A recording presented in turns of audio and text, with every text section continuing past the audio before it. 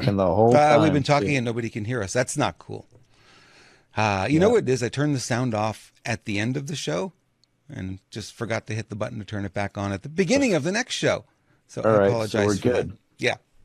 So one of the things that Mitch Axelrod he's been on stages a lot, 3,500 times at least, and it was really big in the insurance industry, speaking about marketing. But he goes way beyond that, and he's got a philosophical background. He's got a view of things that is kind of like the 30,000 foot view. Like a lot of us will be, we talk about the news, we talk about current events, we talk about all of this, and I'm just going to let you know, Mitch is absolutely 100% up to date on this. He was actually in my studio on March 19th of 2020 when Newsom claimed, hey, we're going to shut down the country. We were going to shoot some video that day, but we were so distracted by that. And we said, this whole thing doesn't make any sense. And then he went into start, we wouldn't really talk about politics much before. And then he went into this thing and he says, what do you know about Nasara Jassara? And I go, Mitch, I don't know anything about that. He says, let me send you some links. And that started to open the door for me about, oh, wow, there's a whole lot more here than I really wasn't paying attention to it. Typically what happened in Washington, it takes years before it rolls out and ends up, being impactful to you at this level. But the interesting thing about this whole thing was that, this happened right away. Newsom said, shut it down, put the key in the door in your business, and don't come back until I tell you. That was a game changer. So Mitch and I have been having these conversations ever since. And so he's really up to date. He knows what's going on. He doesn't get involved in the emotional ups and downs like a lot of people will get sucked into it. So that's not him. He's very pragmatic about it, and good to have him on board. Mitch, welcome to the program. Thank you, Robert. Good to see you, Louis. Nice to Glad to see be you. here. What you don't know is I have a rubber room where I go and scream, when I'm not on camera, not with humans. I got primal scream therapy. Uh, I'm in a very special year this year. I celebrate a big birthday later this year. I become a septuagenarian. Is that what they call it? Septuagenarian, Uh, yes. yeah, Yeah. I've been a long time on this planet, seen a lot of stuff, and never You've thought never I'd be seen, I can spending my. promise you, you've never seen what you're seeing now. No, No. never, never. I lived through the, Vietnam. We talked about when I was on the Truth Tour. I was drafted, and in fact, I was going to wear my conspiracy theorists were white shirt, but it's gray and it washes me out. It's not good on video. Um, Uh, but yeah, ever since I turned 18, I got drafted, and I've been a conspiracy theorist my whole life. I challenged the authority. Um, I was born and raised in the New York and New Jersey area, so I'm naturally cynical, skeptical at the very least. And what I've seen go on over the past decades is shocking to the system. Mm. When you think, I'm going to ease into things, and I'm never going to retire. Um, but I knew about a lot what was going on behind the scenes ever since 9/11. I questioned that thing from the very beginning. how fast, And Mitch, did you catch on to the fact that what we were being told wasn't true? actually, it's when I saw Building 7 fall, Same and I day. couldn't understand. Yeah. Yeah, Hmm. I lived on the first mountain west of Manhattan, and Okay. we had a lookout in our town a half a mile from my house. You could see all of Manhattan. We're literally right across the river. And when it happened, we all like went into shock because we saw it on TV. Right. And everybody's going down the hill to get their kids out of school. And back then there were no cell phones, nobody knew what was going on because they didn't have televisions in schools. So, but it wasn't long after that um, that when I saw the buildings fell, and I looked into some of the architecture and engineering, and then people started raising questions pretty soon, but you couldn't challenge it because obviously we were in a state where that's I Oh, think that is that so was the true. Yeah. moment. Yeah, Yeah. that was the moment where the world changed forever for us Hmm. because that was the gate, that was the key that opened the lock to would probably will be perpetual authoritarianism if we don't somehow slow it down and reverse the arrow back to humanity. So, so I guess around 2003 and 4 and 5, I started writing about it. I actually wrote something called the Evil of Two Lessers when I was voting in 2004 for Kerry or Bush. Is like, what kind of choice is that? uh, and it was especially weird because Kerry came back from Vietnam and he was such a he was such an advocate, and he turned into such a swamp creature. Anyway, I've been under the radar, behind the scenes. I don't talk about it. I don't talk about it with family or friends. And for years, I felt very alone. It's like, well, when you wake up and everybody around you is asleep, you don't feel like, I didn't feel like I was somehow enlightened. Actually, I start to feel very afraid. Like, what happened if everybody stays asleep? And I see what's going on. I can't talk to anybody about it because they think I'm nuts. So I spent, 4, 5, 6 years being very alone, writing to myself, filing my writings in my computer, and just going about my business. And I think it was 2012, I met Richard Gage, the architects and engineers for 9/11. Yeah. A serendipitous meeting at a speakers conference of all places. And when I saw him, I was like, what the heck is he doing here? All right. So I walked up to him. We're having lunch outside. There's 200 people. What are the chances I would walk outside for lunch and sit at one table away from this guy? I said, I know this guy. I've been following him for years. So I said, what are you doing here? He says, well, I thought this speaker would like to help us get the word out about 9/11. He had set up the AE 9/11, Architects and Engineers for 9/11. And I said, well, I know you. I followed you. Can I sit down and talk? And he said that the speaker wouldn't touch him. He wouldn't even talk to him when he found out what he was trying to do. And Mitch, why was that? Do you think it was just because at that time, at that point, people still were thinking that this was real? Well, it's 2012. It's 10, 11 years after it happened, right? Mm-hmm. And for the most part, the narrative was the narrative. There were very few people challenging the narrative. And yeah, I think frankly, I think it was taboo, Robert. And that was the big issue, is emotionally you weren't supposed to breach that void. It's not something that I believe a lot of people were so afraid of how they would be seen, even though there was so much common sense around it. Yeah. But that's part of what I call the MK Ultra anyways. And that's how we've been propagandized to such a level. Mitch, not to interrupt you, but you should probably know my story because it ties right into this. So 9/11, I'm watching TV. And when the first tower fell, I'm screaming at the TV, that's controlled demolition. That's controlled demolition. That's controlled demolition. But to be honest, after 3 days of watching the news, I'm like, we got to go get the bad guys. Not understanding that this is more than likely an inside job until I started seeing the thermite shear. By the way, did Richard ever see the shear that looked like it was thermite, and they cut it exactly the way they would do if they demo a building? Yeah. You did? Okay. I think they have stills of that in their archive. They have tremendous archives. It was unbelievable. Yeah, beautiful. And we're reaching out to Richard to see if we can get him on the show too. So that's in progress. That would be a great guest to have on. Yeah. Well, it was when I met him we started talking, that it was like, it's not all in my head. There's some science behind this. Like, I'm not a scientist. I'm not an engineer.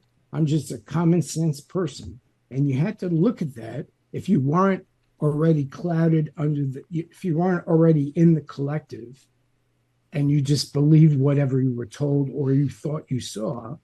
And then there was the speaking out part, which, back then, if you spoke, there was nothing like independent journalism. There was no independent. There was no X. There was no, what you guys are doing. None of that. It was still mainstream media. Mm-hmm. So when 99% of the people, and there was nobody, very few people digging. So when I saw him, I said, is there a way I can help you? Because he had the scientific and engineering proof to back up what you could, I could see with my lion eyes. And so that was what made me feel like, okay, I'm not alone. Whatever I can do to help, I'm going to do. And I never told a soul that I helped AE 9/11 with their finances. I got them to raise money, worked with them for about a year, helped them get back on their feet. And then I just slowly faded behind the scenes. And then 4 years ago, after we met at your studio, I happened to have a stroke 8 days later, which paralyzed me on my right side. So I couldn't talk, couldn't walk. I wound up having a brain surgery and 9 weeks in a nursing home to learn how to walk and talk again. So I had a lot of time on my hands. So I went down the rabbit hole as far as you could go. And I found out things which I suspected, but now I had some, tangible connections to make. And then it just opened up a floodgates in terms of going backwards in time and more, again, validating my suspicions over 9/11 and everything that's happened since then. So, inside job, who did it, right? That's the question everyone's asking. Who did it? Who did it? Who did it? A lot of theories. Yeah. Yeah. I can guarantee one thing, there's a 3-letter agency involved. Probably. Yeah. But I think truly that was the door. That was the thing that opened up the door. When you put fear in people's heads, COVID, when you can't see your enemy and your enemy is all around you, if you breathe it and if you breathe on someone else, it's really effective. And, my work has very much been involved for the last 30 plus years with the values, understanding how people's thinking works and how you really can control people through beliefs. And if you can't, they can beat the body, but if the mind stays clear, you can withstand physical pain up to a certain point. Right. But they can switch off your mind, get you to believe something, and for the rest of your life, you will defend and protect that belief to you. And so that about 30 years ago, I was introduced to something called Axiology, which is the science of human values. It's a 3-dimensional model. Fascinating stuff. What makes it more fascinating is the guy who was the pioneer was a judge and a magistrate in the 1930s Germany. And he was putting Hitler's henchmen in jail. And they put a bounty on his head, and he had to leave Germany. And he spent the rest of his life trying to understand how could a country of good people do what they did? How could families turn on families, friends turn on friends?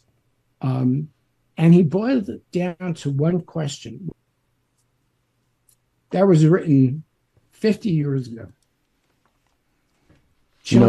There was an interesting line in there when he said, he didn't say desensitize, he said sensitize, which I think is very keen thought, because he's asking us that we need to pay more attention and feel what's really going on, and therefore we can make a more common sense decision. At least that was my take from it. And what's interesting is, he was speaking about war in war, as in the conflict. Mm-hmm.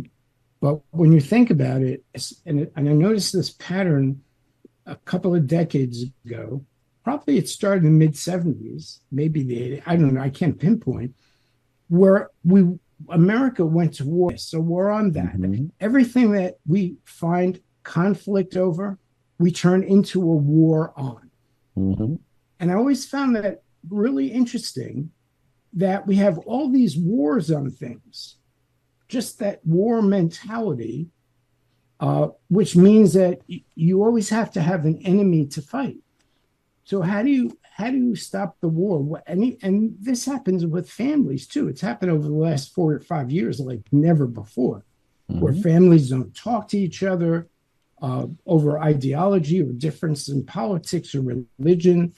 The awake are tired of trying to awaken the sleepy.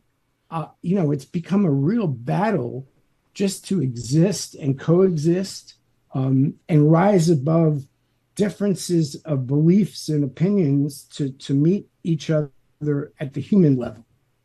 And I like what Jimmy Dore says very often. He says, they're trying to get us to fight each other so that we don't pay attention to what's really happening. Yep. Exactly right. Yep. So, how do you get people to fight each other? They're either fighting over beliefs, ideology, systemic thinking, or material things, whatever it is, but just keep them in those two dimensions. Don't let them rise to the level of, hey, you're my brother. You may think differently. You may act differently. You may have 100% different perspective, and I still love you. All right. And so when ideology takes over, then people become the servants to the authority instead of the authority serving people. And that, what he alluded to, is called systemic abuse. When the system inverts the priority of value, the hierarchy, and all of a sudden, what happened in Germany is people started to become part of the collective. They get into the collective. They're part of the system. Now, instead of realizing that the system, in a way, is their enemy, they will do everything they can do to maintain the integrity of the system. And if enough people get consumed by that, then you have nobody outside the system. And Buckminster Fuller said, if you want to change things, a system, you can't do it from within. You have to replace it with a better system. And that's a very hard thing. That's like trying to turn the Titanic around in this country, when we're nearing the iceberg or maybe already hit it. Yeah, fascinating. Very good. Very good. Making us think, huh, Lewis? Yeah, no, I like it because it's that weird thing that people don't use too much, common sense. So if you really just pay attention, it makes a lot of sense. So, what in regards to 9/11, do you believe that it was a psyop intentionally perpetrated to install the Patriot Act and a whole bunch of other suppressive things on the United States and the world, frankly? Well, it depends on who's listening to this conversation. CIA, FBI, they trust me, they know us well. Yeah. So, and my, again, belief, you don't have proof, but sometimes you don't need the real hard evidence, or they take the evidence away so you never can actually find the evidence that proves the crime. But a lot of people can see, and now that they're out of the fog of 9/11, there's enough distance, they can begin to question. And in my mind, totally, it was projected by the, what is that, PNAC, something for the New American Order back in the late 90s. Yep. Cheney, Rumsfeld, that whole group. So, yeah, they even said they need another Pearl Harbor. So it had to be. It just by the law of physics, all right? There's just, it just goes to show you how much the control of this can totally suspend even the laws of physics. Like, people will swear that they saw that plane hit. They will swear. Physically impossible. Impossible. I mean, just look at all the angles scientifically, mathematically. How many airline pilots tried to replicate that. The Right. best in the world, the best. Nobody could do it.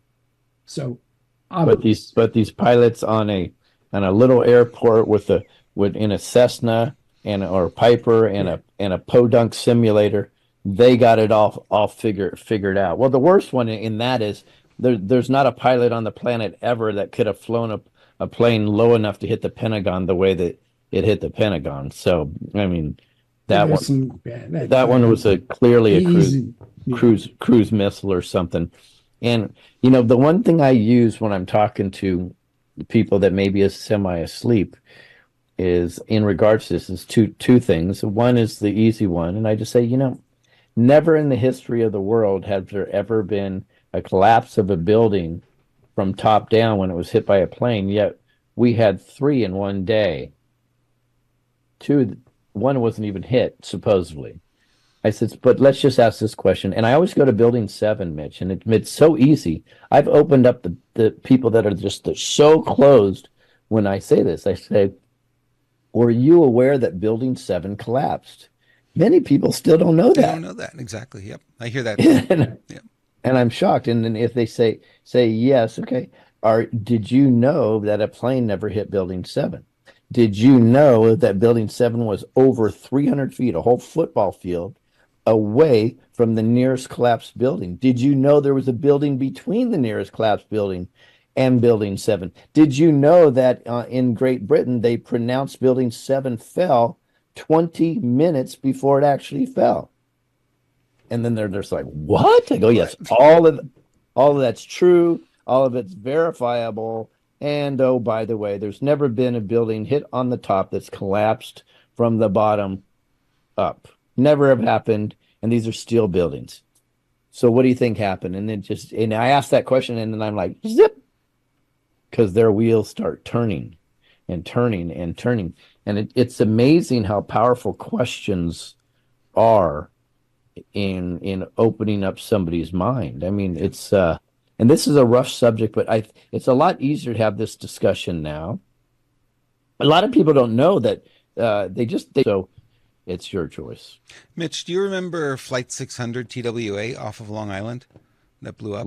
It's Long Island. Long Island, yeah, I know. We're both from Long Island. We know. Actually, Mitch is originally from Brooklyn. Technically, you don't call that Long Island, but it's still part of the island. Brooklyn is Long Island. I know. So TWA Flight 600. I had a friend who was in the salvage business, and he had a boat, and when that plane came down, he was first on scene with a bunch of his friends. People everywhere around there were saying, we saw the missile go up and hit the plane. Mm-hmm. 2 days later, after the FBI interviewed these people, they said, no, it was a piece of the plane falling down. How do you change your story like that? They were MK Ultra. They were MK Ultra, right. And he had a friend who had sonar and said that they found part of the missile that hit the plane. And then when the Navy got there, they scooted them all out of there and had them delete all the records, everything that was on their sonar. Yeah, for national security reasons. National security reasons. Yeah, they didn't want them to know. So they went out to try and help and see if there were survivors they could pull out of the water. So that's why they were there. The plane was, back then planes were, they have 10 passengers on them. They were mostly empty because they had a lot more flights and it was very viable back then. Gas was cheap. Yeah. So you look at these kind of things and you say, this is crazy. This is just, how do they MK Ultra them so quickly and get them to change their stories? It's the game we're playing. Well, I think my observation, part of it is that people want to believe the authority, and people in my generation, even, I think people up to maybe 50, over 50, grew up in a generation where the authority, you believe the authority. You go to the doctor, you believe the doctor. You go to the accountant, the lawyer. It was an expert-centric society. And the common people who weren't experts didn't weigh in and didn't cross the boundary into other people's expertise. I remember back in 1996, I was working with a company called USANA. They were a health company producing pharmaceutical vitamins, minerals, whatever. And I wrote a great report. That's it. I wrote a great report. It was like stellar. This is 30 years ago. And the owner of the company liked it so much he wanted to license it for me, but it didn't work out. Anyway, I would not show that to my family because when I had a family gathering, and a big family, I'm the youngest of 8, yours, mine, and ours, so we had dozens of people, they would chant, "Here comes the vitamin man." Okay? Talking about you, obviously. Like, talking about me, because I was saying, like, all you guys are sick. You're not healthy. Here's why you're not healthy. You're not eating healthy. But I wasn't preaching. I was just saying, consider the possibility that you might be deficient. But being the youngest of 8 kids, I had my oldest brother was born in the 1930s. Wow. Okay. So it was like, here comes the vitamin man. And they would not laugh at me, but it was like, I wasn't going to bring up this subject, in a family gathering. Today, I think people are much more courageous about talking about how they feel, what they believe, etc., than they were, 20, 30 years ago. So I mentioned, I have my doctors. I want to hear about nutrition, vitamins. I have my plan. And I said, okay, I respect that, and I think that's very, very much a metaphor for today's world. When you guys, the way you are, you're informed, you want to help people, but people have a way of shutting off anything that goes against their own internal belief system. Mm-hmm. There's a great quote by Robert Austin Bolt. He's a screenwriter for Dr. Zhivago, Man for All Seasons, Lawrence of Arabia. He won 2 Academy Awards. He said, belief is not merely an idea the mind possesses. Belief is an idea that possesses the mind. Love that. Right? Carl Jung said, people don't have ideas. Ideas have people. So you come across somebody who is on a 180-degree opposite spectrum of whatever you believe, and you're trying to have a conversation that can somehow bridge that long traverse to the other side. And you don't realize that they've got their belief system is locked in. They've built a moat around it, like a fortress, to capture anything that might get in their way or threaten the castle. And what's the castle? The belief system. And you can present evidence. You could show them, like, your house is on fire. You got to get out now. Wouldn't make a difference. And it took me a long time, probably into my 60s, I would say, until I realized that your goal is not to change people's minds because, as I say, a woman convinced against her will is of the same opinion still. And so I stopped trying to convince people. Maybe this will help. I don't know, Maybe. Like you, Lewis, it's questions. Right. Would it surprise you to know? Has anybody ever told you about asking questions that you can see how people respond? Are they open to new information? It's very threatening. I've seen people who are so wrapped up in their beliefs, and I'm not judging whether their beliefs are healthy or unhealthy, but just they won't change the way they think because they become what they think. When Napoleon Hill said, you become what you think about, he was right on more than one level. What he didn't realize was that you become what you think about because now you wrap your identity into your beliefs. And so it's hard to break that bond.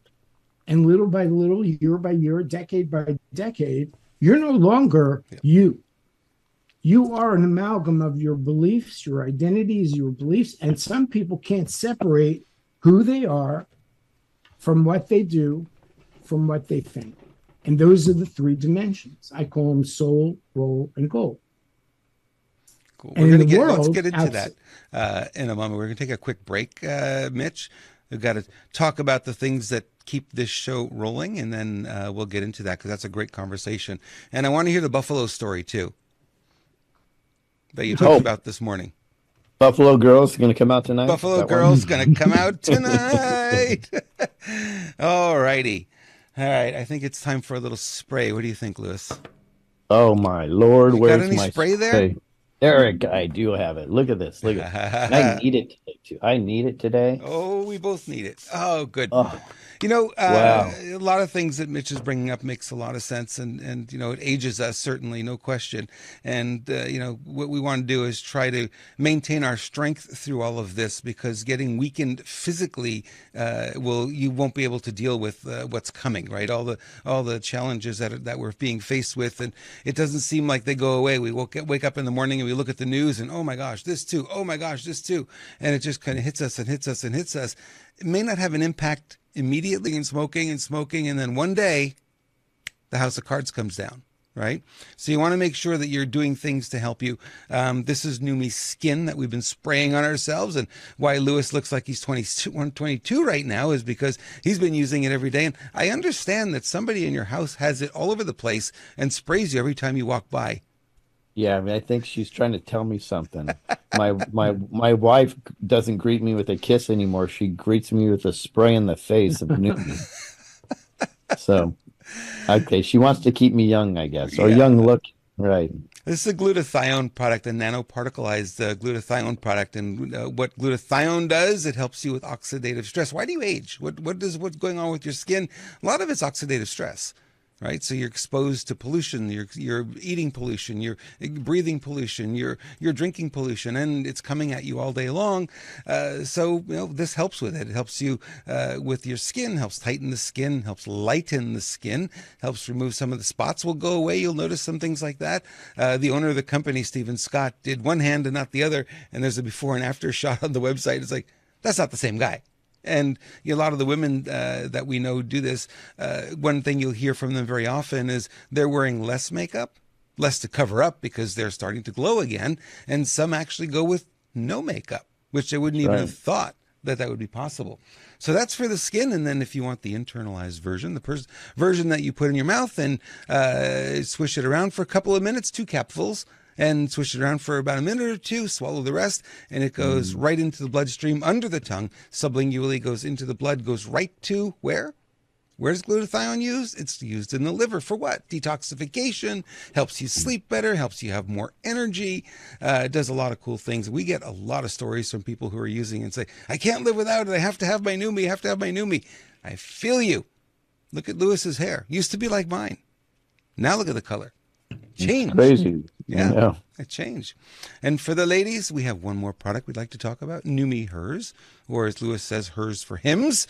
This helps you at that time of the month and the mood swings and the all the cravings, all the crazy things that ends up happening. And if you are postmenopausal, premenopausal, or menopausal, I guess going through menopause, and you're having hot flashes, this is a botanical. They took the same technology that they did with the glutathione, they did it with the botanicals, and it helps you with the hot flashes. Some women are reporting the hot flashes go away as soon as they get it in their mouth and start swishing it around. Again, goes under the tongue, right into the bloodstream, goes to work immediately, and the hot flashes dissipate real quick. And I understand hot flashes are really uncomfortable. They're not fun. So all of these products are available, and you are going to be sponsoring and helping us keep this show on the air. Just look in the description on whichever channel you're watching this on. You'll find a link to Neumi there. We thank you for your support, and we thank Neumi for supporting our show as well. Anything to add, Absolutely. Mr. Lewis? No, it's here. It's awesome. It's awesome. They're great. All right, let's bring our special guest back on the screen here. Mr. Mitch, how you doing? Good, good, good. All right, let's get into the soul role goal. And I really want to focus, Mitch, on breaking out of this matrix, this groupthink that so many are caught up in. Now, we're not so much in that, but sometimes Lewis and I have the conversation, and we do actually get caught up in it occasionally. But when we catch it, Lewis will tell me, "Hey, Rob, you're buying into the narrative," and oh yeah, you're right. Or, we'll have that conversation and we'll break through it. But we're susceptible to it just like anybody is, because it is sometimes so powerful. Right? Let me make a distinction. Okay. The three dimensions, right? Your soul loves. Your role serves. And your goal obeys, meaning whatever you have to do to get your goal. So it's also love, serve, obey.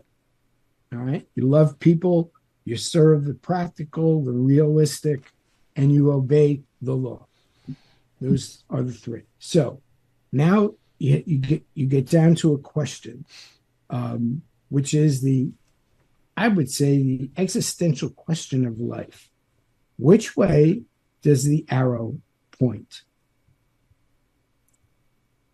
The obey is supposed to serve the love. So you obey parking rules, regulations, policies, procedures in the world, right? But those things are supposed to serve people. So we started the show with Peter Navarro. Do you think the system is serving the love in that case? The system is serving the people? Nope. No.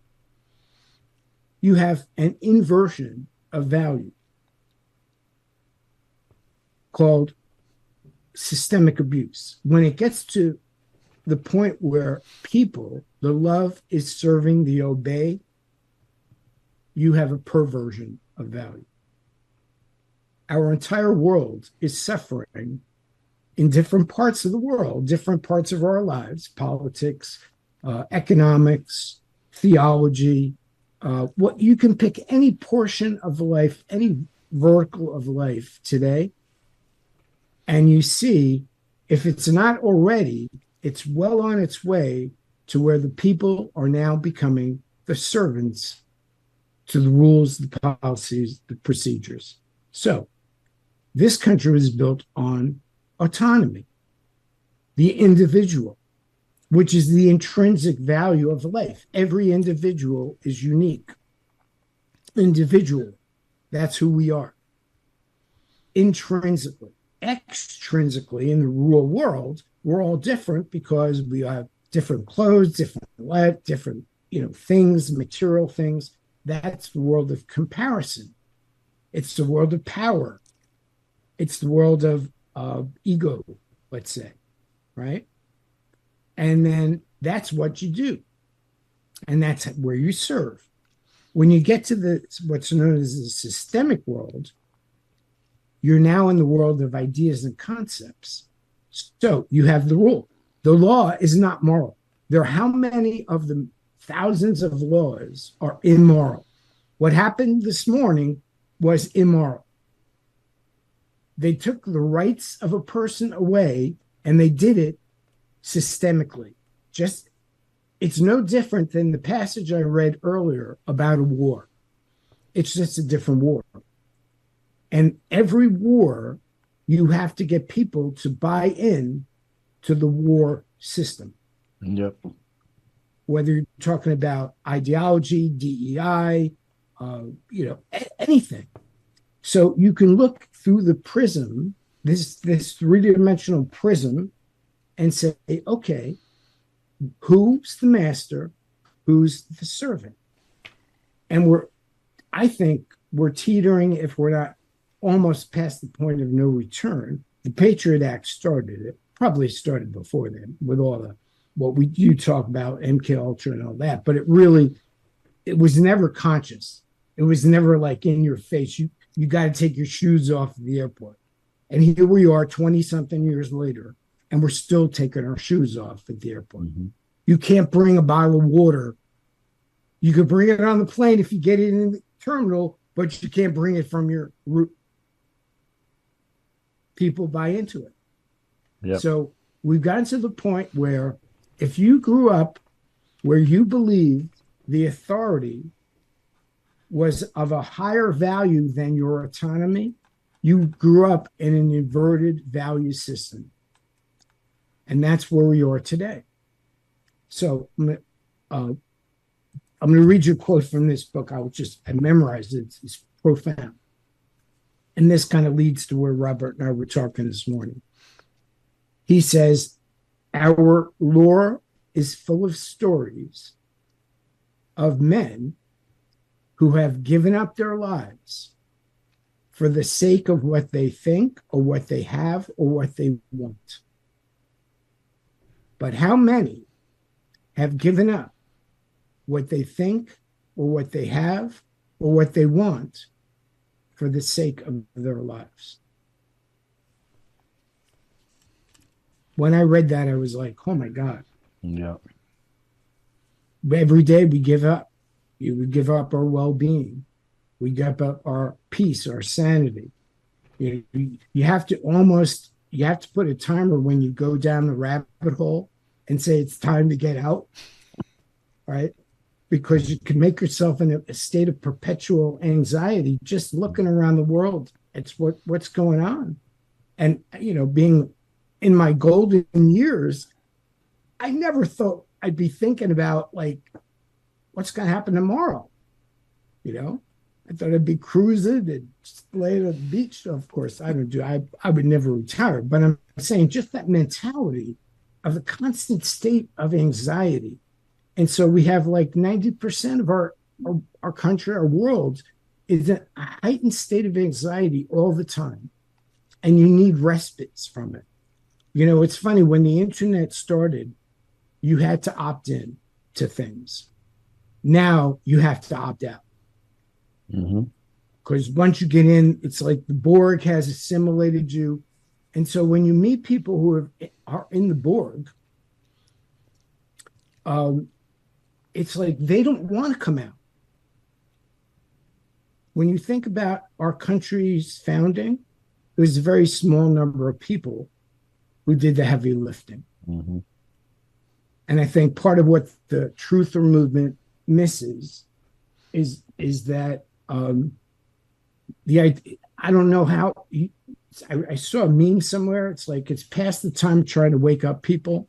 It's time to assemble the lions or whatever it was. Some metaphor like that. And then when you find that people don't want to wake up, we get frustrated and we shake our heads because we see that they're heading down the road. There's a Mack truck coming at them. But because they think they're on the right side of the road and the Mack truck is on the wrong side of the road, they're not going to move. And I think that's the issue with belief systems today, that it's very hard to let go because you have to then face the consequences of, I may have been mistaken. I could be wrong. I could have made some bad decisions, all of that baggage. And it's much easier to just, avoid. So, well, if they perpetuate the lie and they decide not to take accountability, right?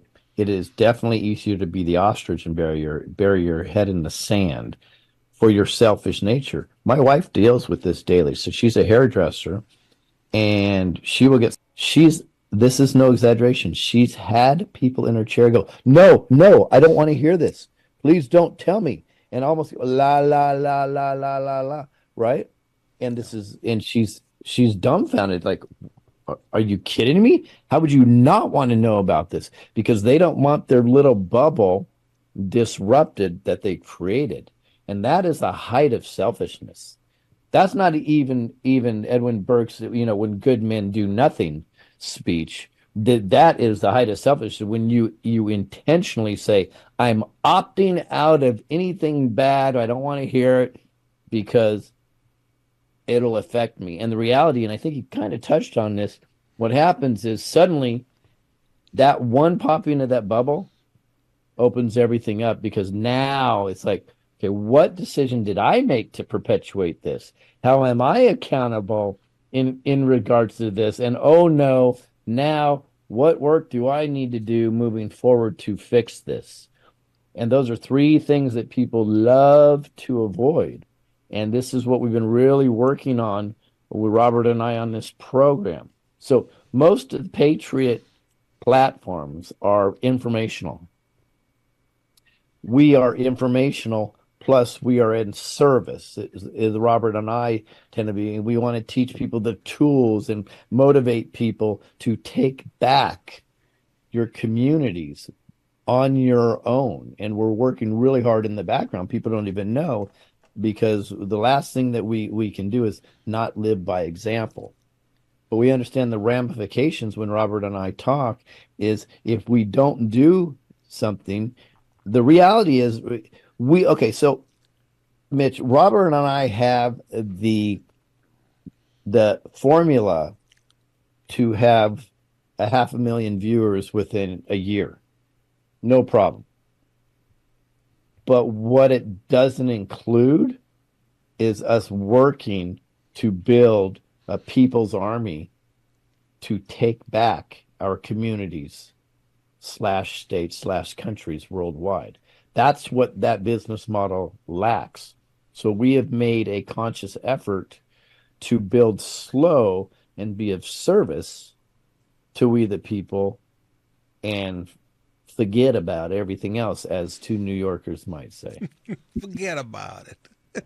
Again, well, everything is kind of an equation. Like, you give this and it affects something else. Everything affects something. And I commend you. It's, I realize also that at different stages of your life, your attention is consumed by different things. I look at my nieces and nephews now, they're in their 50s. They've got kids, the teenagers in their 20s. And so, and I still have an older brother who's in his 80s. So I see all the generations, and having like 30 nieces and nephews and like 35 great nieces and nephews, I can appreciate that people live day to day. And you really do have to appreciate that for decades, we didn't have this turbulence. Everything might have been happening behind the scenes or under the radar, just as it's happening now. I don't think so. But we were just going about our lives, and you were involved in politics, and there was somebody who was quoted saying, you may not be into politics, but politics is definitely into you. Mm-hmm. I don't know. I have that quote somewhere. But you didn't get into fights in your family, over things. But the last 5 years that these things have come to the surface, and more of our belief systems are being punctured, like you say, the bubble. People are doing everything they can do to patch up the hole rather than let the balloon run out of air. Mm-hmm. Because when the balloon bursts, you have, like you say, you have to be responsible, accountable to your own life decisions and choices. And I never criticize anybody who doesn't want to get involved, because I don't know what's going on in their life. But it doesn't, where I would not disagree, but just take a different position. Some people only can wake up when there's an emergency. Right. Unfortunately, probably the majority. Well, that's going to be the financial crash. Yeah. That would be the major catalyst. Unfortunately, I hope it's not, but it seems pretty clear to me that that's what it's going to take. But not in defense to those people, but they have been conditioned over years. It's interesting. So the deep state, let's just call it the deep state, or the cabal. I prefer the cabal. They've been playing these games through Khazarian Mafia, 400 AD. I mean, they've been playing through the Rothschilds and Illuminati and all this stuff. They've been playing for a long time, right?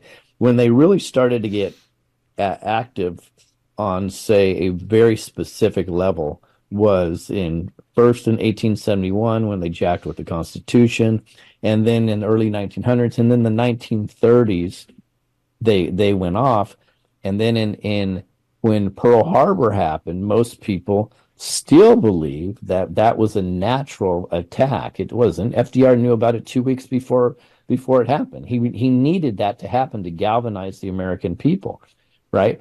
But and then you had, of course, you had the 50s where everybody was so proper and like this, right? And then the 70s. But what people don't know is the 70s was the big turning point in the world. That's when the CIA and the PSYOPs were activated at levels you cannot believe. They were within the hippie community, within the food agriculture, the medical industry. It was full blown. Virtually everything we have today that we complain about in the Patriot movement literally was created or enacted in the 70s. That was their decade to really, well, late 60s, early 70s. That was their decade to really start implementing this stuff and get us to buy in it. And how ironic is it now that a hippie today would be MAGA? Yep. And it doesn't matter. It doesn't matter if you like Trump or not. But what you see is you're like, hippie, small government, leave me alone. I need to do what I want. I want to eat clean. I don't need people messing with my food, right? I don't want big medical coming after me. And so I've met, and it doesn't matter if people are Trump supporters or not. I'm just saying, in the Patriot movement, I've met so many Trump supporters, and I was like, were you a hippie back in the day? Oh yeah, absolutely. I'm like, that's interesting. So their values have changed. Remember, in the 70s, the big government was a bad thing to the universities. Now big government is embraced. Oh, did they do such a good job on turning around the education system? So now we crave big government. Please come help us. Where in the 70s, it was get out of here. We don't want big government anywhere near us, right? So they've done an incredible job of flipping the script on us for sure. And that's why everything's upside down and backwards. Yeah. Well, and compared to the rest of the world, we've had decade after decade of abundance. You know, we really, I mean, we've had setbacks. I lived through the gas lines, 1973, after I got my license. That's right. You know, 3 hours to get odd one day, days, even another days, day. you know. Yeah. And you like, where did that come from? Now you look back, you say, of course, you know, it was artificially created, manufactured. I mean, things like those things don't just happen because of market conditions. Mm-hmm. And then you look back and you say, wow, so could that have been manipulated? And then your mind goes crazy and you realize, oh my God, I'm in the matrix for my whole life. Oh, thank God I've recognized it. It's true. It's true. Well, your analogy on the gas is really a good one. I was a youngster when that happened, but I remembered it because, in fact, I remember sitting in a drive-through with my mom in her Ford Maverick in the San Fernando Valley on the hottest day on record at the time, 115 degrees. Yeah, folks, global warming existed back then. Come on. So, anyways, it was 115 degrees, and we were sweltering, and the AC wasn't working. But what was fascinating is why we were sitting in there, we were watching the long line across the street at the gas station. And I don't remember if it was an odd or an even day. And if anybody doesn't know what we're talking about, they literally, your license plate, I believe it was the last number, right? If your last number was odd, you can go say Monday, Wednesday, Friday. And if it was even, you can go Tuesday, Thursday, Saturday, whatever. And you were rationed. Yes, and you were only get a certain amount of gas. Thank you very much. And you would see a lot of people just with gas cans, which is very, very interesting. So, but what I think it is now, back then I didn't have a clue what it was. What I think it is now, it was just another test. Will they listen to us? Will they obey? Will they take such a stupid rule and say, hey, yeah, okay, you tell me to just go on Tuesday, Thursday, and Saturday. That's what I'm going to do. And we did. Yep. Therefore, they're like, okay, we got this now. And then they systematically frog in the potted us to get us to the point where we are today. Well, For wasn't that the example, same with the masks, Lewis? well, It was a it was. test, And right? you both can agree, I'm sure, if they didn't start that stuff in the 70s and then perpetuate a little more in the 80s, a little more in the 90s, take a little bit more, we would have never accepted the Patriot Act or the lockdowns. Right. They had to get us set up to that point. So that big shock MK Ultra event, we were like, oh yeah, please protect us. It's you know, I have to get in the mind of the enemy a lot, and frankly, they're brilliant, but they're evil. Well, Known it as just evil goes to genius. show you, after Robert and I met and the state went into lockdown, I wrote something on March 16th, 2020 called Operation Lockdown. We passed the test. And I said, in 72 hours, our country went from vibrant, robust, and healthy to utter panic and total lockdown. Yep. It was unprecedented in human history, the greatest test of human compliance this country has ever been through. And when you think of it in that frame, you realize that whatever happened after that was gravy. Yep. I mean, it was bad, really bad. But when you consider that in 72 hours, when I saw pictures on the internet of New York City, Fifth Avenue, I used to work on Fifth Avenue, empty, no cars, no people, nothing. I felt like I was watching a movie. This can't be. And we did it voluntarily. Yes, we did.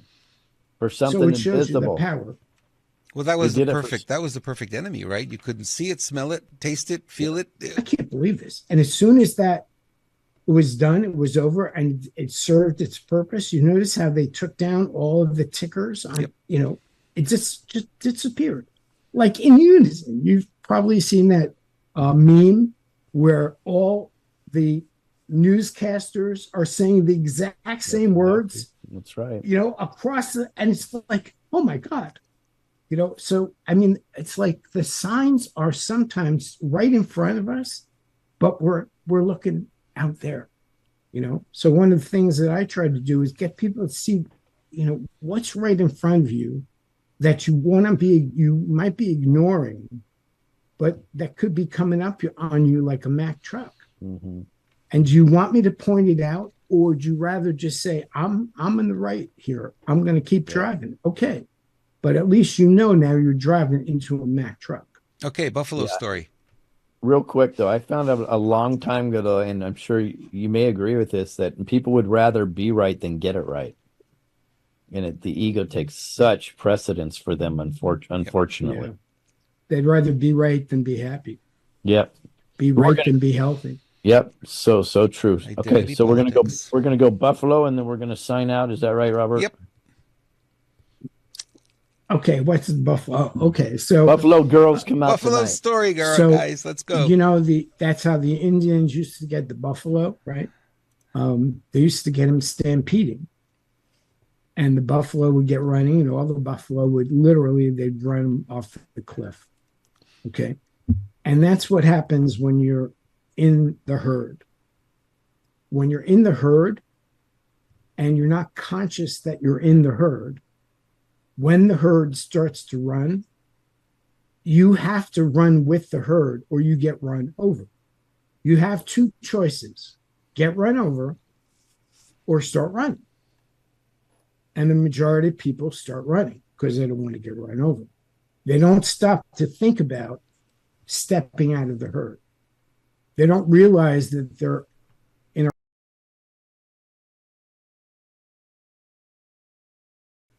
in a way, you can scream bloody murder. And this is an analogy for where we're at. We're in a herd. The herd potentially could be running off the cliff. We know the herd is running toward the cliff. To me, that's humanity. And we're at what I would call zero hour. And that if we don't save humanity from vanity and insanity, humanity is going to run off the cliff. And you won't have a chance to pull out and get out of the herd until you realize you're in the herd. And that's the hive mind. The hive mind wants a lot of people in marketing, old marketing principle. People are silently begging to be led. That is the age-old marketing principle. It's true for marketing. It's true for business. It's true for life. So if you tell me what I have to do, I have comfort in that because I don't have to be self-reliant, make my own decision, take my accountability, responsibility. So for a lot of people, being in the herd is where they want to be, whether that's physically, part of a group or a religion, whatever your herd is, you want to be in the herd. And when you think about being an outcast in a group that you want to be in and that you're in, by stepping up and saying, excuse me, I think we might be running off the cliff. And everybody looks at you like, what, are you crazy? And then they just keep turning around and they just keep going. And again, I'm not casting aspersions on individuals. This is human nature. So part of it is you have to really be attentive and alert. And to do that, you have to burst your belief bubble. I have a great video I did years ago. I did it for me. I do all my stuff for me first. It's called Bursting the Belief Bubble. It's on my YouTube channel.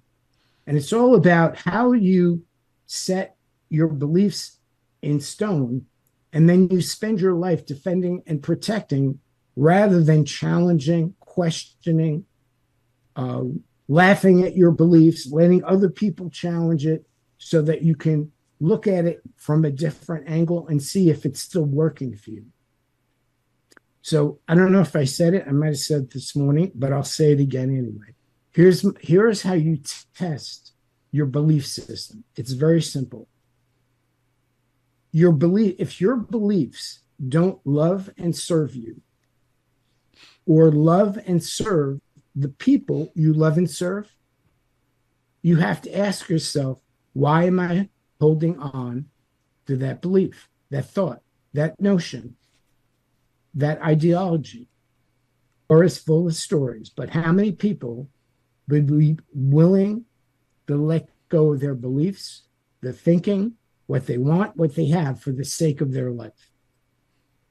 And I think that is something that we have to be compassionate about, and we have to try to get people out of that herd. And we have to let them know first they're in the herd. And sometimes analogies help to, you go right at it like, hey, did you hear about Building 7? It's like, what? So sometimes you kind of have to, I did a training in my business coaching called Opening the Lockbox. Everybody has a lockbox in their head. Products, services, people, beliefs. If your lockbox is locked solid with your beliefs, there's no way and there's no key to open up. It's a waste of my life and your life for me to try to open up a lockbox that's closed to anything. But if there's a little bit of opening there, then you have some light to work with. And I think that if we can all kind of, go with that analogy, and it's just, some people will just not get out of the herd, and they will unfortunately go over the cliff. And as sad as it is, there's nothing we can do, and there's no amount of screaming we can have that's going to get him out of the stampede. So that's the Buffalo story. Very nice. You were watching the chat room, and one lady wrote in there. She says, "I've been standing on the top of my roof screaming, 'Stop! Stop! Stop!'" Like, yeah, I get it. Yeah. So true. Hey, before we Well, we wrap up, I just want to let you guys know about ScrewBigGov, Lewis's website. A lot of good stuff going on there, including Remember Your Oath, freedominaction.net, Cages, the documentary. There's also a swag button, and there's a new collection for the spring coming. It's t-shirts and hopefully a bikini. I keep teasing him about that. Come on, Lewis, we can do it. We can do it, right? And also Lewis's social media buttons there. You want to find him on social. There's a lot of copycat accounts, and he is shadow banned everywhere. So that's the easy way, the shortcut, if you will. Just click on that social media button to find him. Also on Telegram, Renegade Media, you can find the videos that we play here and other stuff that we've been posting as well. Just look up Renegade Media on Telegram, or you can email me, robert@renegademedia.tv. Mitch, it's such a great thing to have you here. Tell us a little bit about Soul Roll Gold before we wrap up. yeah, that's kind of my passion play, and there's some really good videos there. I spoke at Harvard about 7, 8 years ago on the soul role goal of leadership. And that's a really good model. And there's some other good videos there as well. So it can kind of give you a sense of what it's all about. But I'll leave you with this. We live in a world of, goal setting is very important. And I'm certainly in deference to people who do. But I had a big decision to make. I serve my soul. And the only way I could get out of the dilemma was reversing the polarity, like the inversion. I did my soul setting first. And I said, I got to be home. And then I did my role setting. Okay, I'm going to be a full-time stay-at-home dad half-time. I'm going to be a business owner half-time. Now I adjusted my goals to align with my soul and my role. And it was like this weight of the world just fell off my shoulders because I didn't have the pressure of feeling like I'm giving up my career. In fact, a very famous friend of mine said, Mitch, you're crazy. Here's what's going to happen in 10 years. When you come back after your son's graduating high school, nobody's going to remember you. I said, that could be. I said, but if I don't get off the road in 10 years, my son's not going to remember me. And if I had a choice of all these strangers remembering me or my son, it was a no-brainer. And I realized that contrary to Think and Grow Rich, not contrary, but another way to look at it is, if you have a conflict or a misalignment or an incongruity and a frustration that you're not getting your goal, you're not satisfied with your role, or you're not fulfilling your soul, you might try doing the reverse. Do your soul setting and role setting, see what you're really good at, and then reset your goals in alignment and do your best to, there's no perfect alignment. So I found that to be an incredibly valuable model when I'm feeling goal frustration or role frustration. I come back to, okay, there's no perfect alignment, like your subluxations, your spine gets out of whack. We have to go to the chiropractor and get adjusted, but you can adjust, self-adjust. And so there's a lot of that at the website and some really good stuff. Cool. Thank you so much, Mitch. We really appreciate you, and you bring in the heat as always. And I was watching the chat room, and people are like, "Man, this man is wise." Well, thank you very much. Thank you for what you guys do and the commitment you have and dedication and the sacrifice. I don't think very many. I think your friends know, but there's an amazing sacrifice you have to make when you're committed to something like you're doing. So I admire you, and thank you very much for having me. Appreciate you, Mitch. Thank you so much. Lewis, any words to wrap up today? We don't. We'll have a wonderful program tomorrow. We have again Fountain of Youth with Alan Fountain. He's going to be joining us for his short segment. And he asked me today, what exactly should I do? Can I do? I said, don't tell me, surprise me. Because we know he'll bring it. And then in addition to that, if I have time, I'll put together some form of expose on something. And we'll go from there, Robert. Been great having Mitch here. We need to do an expose on Pringles. On Pringles. I'm all over it. You work on that, Lewis. You work on that one. I think it's going to be I good. will. I'll be all over the Pringles expose. We have fun doing what we do. It is certainly a labor of passion at this point, and certainly love bringing you the news, and certainly love sharing with our guests as well. So, and we thank all of you for viewing and for sharing and liking, and just be sure, to like and make sure you're following the channel. Some people get unfollowed for some reason. We haven't figured out what's going on. It's a Rumble thing. Some of you were saying, during the stream after I fixed the sound at the beginning, that sound was still a little bit off. I monitor it here. Occasionally it looks like it's okay, but sometimes that mobile app is a problem. I know people who are on their mobile phones, sometimes it doesn't work for them. We're also streaming on X, so just look up at Robert Imbriali on X, and there's a backup stream there if you want to watch there. We have about 15 people watching on X right now, so it's not a big audience, but if the stream's not working for you, that may be another option for you. Well, we apologize. We don't control Rumble. Rumble is, it's very good, but it's not perfect. And I think that's the truth of all these platforms right now, because they're growing so rapidly, and I think they're growing faster than they can kind of keep up with things, and they're making strides to fix things. I keep seeing in their monthly newsletter that they put out that they're working on this and working on that. And so Lewis and I were laughing because last month they said, "Oh, it's going to stream faster now," and what we found is when we start the stream, it actually takes more than 3 times as long before it starts. So, okay, I guess they didn't really get that one fixed. Maybe they'll tweak it and get it going this month. Who knows? But anyway, we just want to just make sure you guys know we love you, we appreciate you, and we will see you tomorrow. Thank you, Lewis. You did a great job. Always great to see you.